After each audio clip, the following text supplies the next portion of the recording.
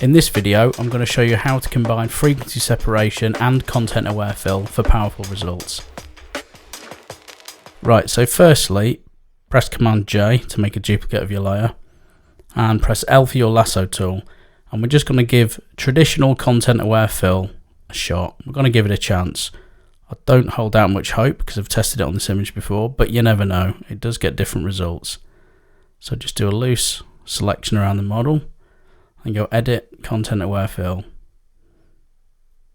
Okay, so initially it looks like it's done an okay job, but as you can see when I zoom in, Photoshop really struggles with images where the focus falls off, so it goes from tack sharp to very out of focus in the background because it creates this splotchiness where it picks the incorrect focal areas and replaces content.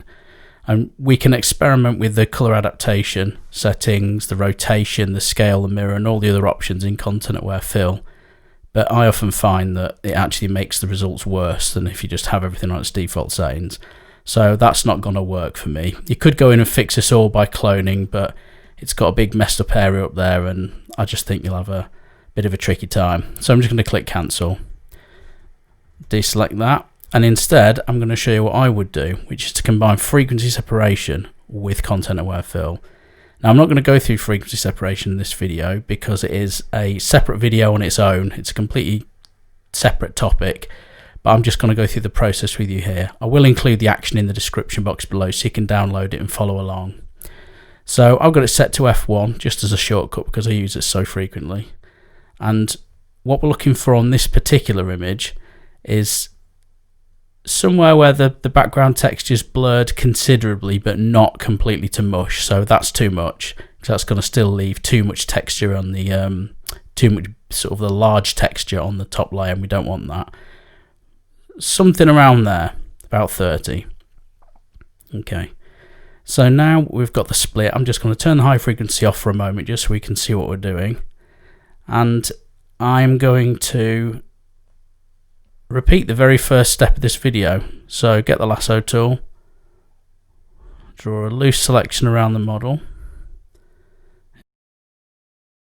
Okay, edit content aware fill, and now because there's not as much variance in texture in the image, it's got no problem in dealing with that. That looks absolutely fine. Click OK, deselect. Now there may be a couple of very small areas that you go in with the clone tool if you want to just refine them.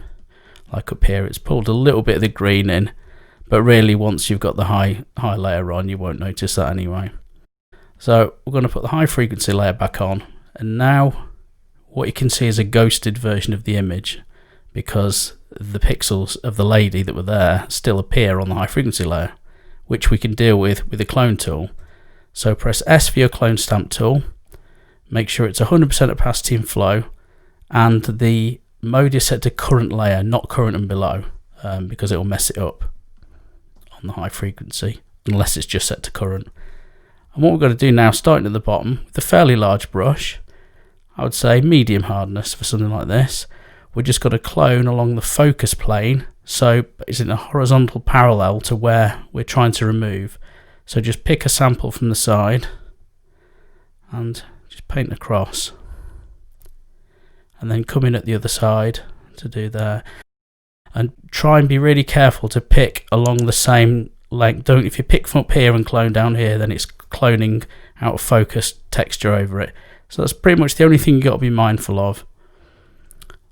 And when I'm working like this, I like to try and do broader strokes and not worry too much about the small details at this early stage, because I find it's quicker and easier and more efficient to fly through a process as quickly as possible, and don't sweat the small stuff until a little bit later, because if you spend time now working on all the little details and trying to get all the little details right, every little tiny bit of texture you notice as you go along, then all that's going to happen is your eyes will get fatigued of the image and you'll actually stop being able to see other things that are more fundamentally wrong with the image.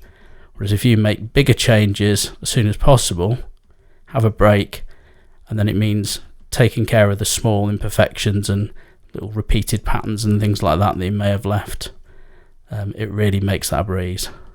And I would recommend that for any Photoshop task, really. That's how I do a lot of my retouching work, is try and get the bigger picture stuff done as soon as possible in the process and then come back later. Right, and as you can see, I'm just going to soften my brush up now.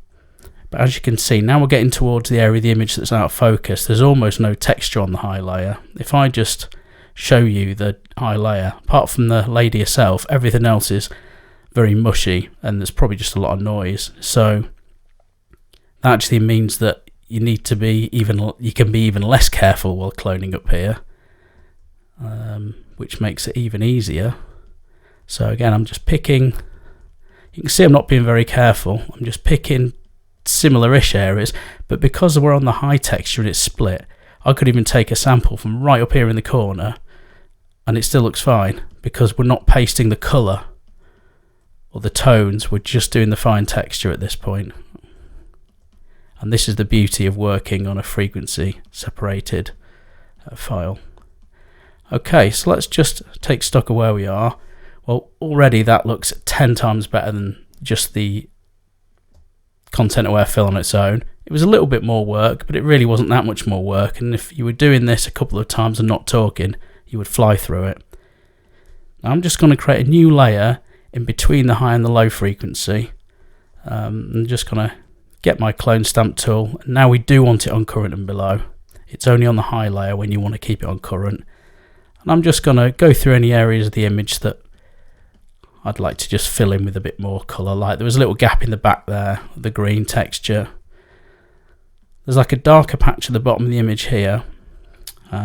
So for that, I'm actually just going to get a curves adjustment layer, brighten it a bit, invert the layer mask, and then with your brush tool on quite a low opacity, you can just brighten that area selectively. And do the same for any other patches. If it looks a bit blotchy, it's basically like dodge and burn this. You can just even them out. But I wouldn't spend too much time doing that. And that's it. The only thing I would do now quickly is go back to the high frequency layer with your clone tool. And what I was talking about earlier, just have a look for any little repeating patterns from your main cloning, or any little out of place or misaligned textures. And now's the time to just quickly fly through and sort of zap them away. But this is looking pretty good actually. I'm not really seeing a huge amount. There's a few little bits of repeating texture. But really that's it. I mean, that's the before, that's the after. Really quite a seamless removal, and far better than just using content aware fill on its own, and a heck of a lot better than just trying to remove it with something like the patch tool or the clone stamp tool on the flat version of the image.